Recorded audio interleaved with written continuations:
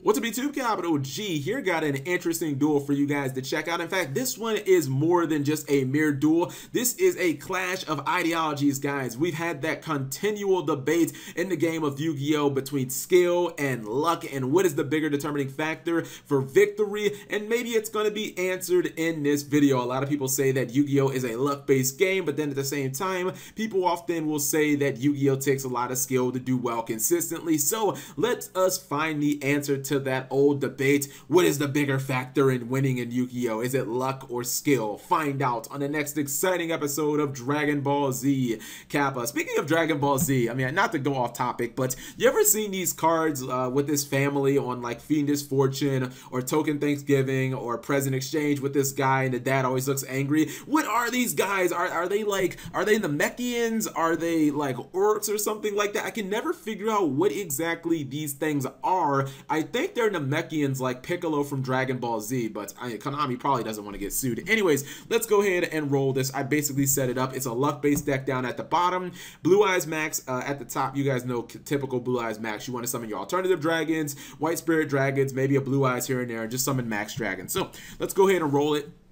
Luck deck is going to set 3 and pass. He did summon, or excuse me, he did set a copy of one of my favorite cards in the game, that is Dice Foon, which is OP, but it ends up getting hit with the MST. So unfortunately, he doesn't get the awesome power of Dice Foon, although it's not really that good anyways. He activates that Fiendish Fortune, which if you guys don't know why he just lost his copy of Blue Eyes Chaos Max, it basically is a card that you have no control over, which is kind of awesome.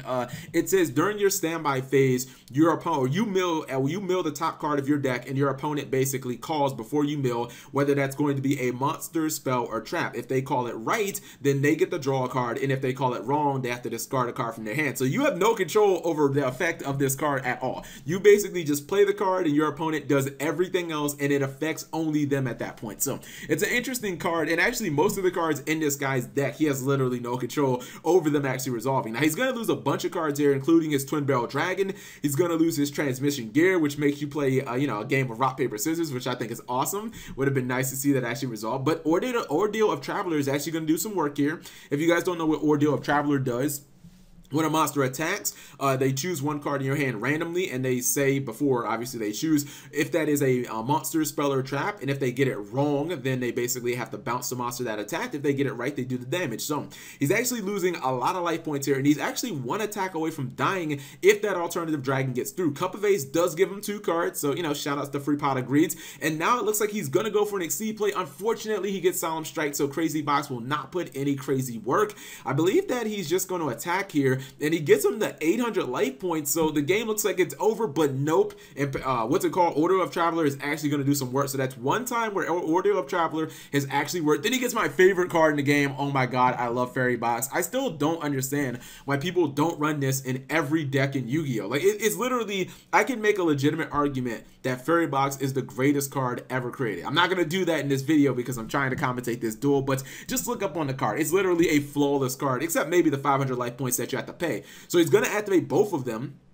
And looks like Ordeal of Traveler is going to work. It's going to bounce the Manju, which does unfortunately give him a search. But that is 2 times in a row, guys, that Ordeal of Traveler has gotten right. So, right now it's looking pretty good. Then his Twin Barrel Dragon goes right, and they flipped 2 copies of heads, and he ends up getting some damage in. And it's like, okay, can he actually pull this off, guys? Can luck beat skill? Now, Alternative Dragon is going to pop the Twin Barrel Dragon. He has a Regeki as well. I probably would have used Regeki. He plays Dangerous. It's like Dangerous type Machine 6 or something like that. I think it's Machine Danger. What is it? Dangerous Machine Type 6. I think the card can actually blow itself up, which kind of sucks. He just got Ordeal of Traveler right 2 more times, guys. That is what, 4 times in a row. Summons another copy of Chaos Max, and right now, guys, it's looking like the comeback is potentially real. His machine actually blew itself up, so it didn't really accomplish anything right there. It literally did nothing. He does use the Regeki, and once again, Ordeal of Traveler is just proven to be too OP 6 times right in a row. You guys cannot tell me that luck is not more OP than skill in Yu-Gi-Oh! Now, I don't agree with this play. He summons Goblinberg, but he doesn't summon the second copy. I think he should have summoned both of them in an Exceed, but I think he was fearing the 3 back row, and unfortunately, it looks like his luck is going to run out. Chaos Form is going to summon Chaos Max, and what really sealed the deal is when he summoned the White Spirit Dragon, and he was able to get rid of the Ordeal of Traveler, because because the Ordeal Traveler was kind of wrecking his opponent right there, especially the Chaos Max, and I think he had gotten it right 6 times in a row, so he just was not landing any attacks. I actually wonder if he ran Dark Sanctuary. It's the Bakura card, the card that works in the final decks, the Destiny board decks. That would have been really good because then his opponent would have been taking damage as well. Dark Sanctuary, Fiend Sanctuary. No, Fiend Sanctuary is something completely different. I'm pretty sure it's Dark Sanctuary. So guys, unfortunately, it does look like skill is the bigger determining factor in victory, although I still think luck can be pretty damn significant. Anyways,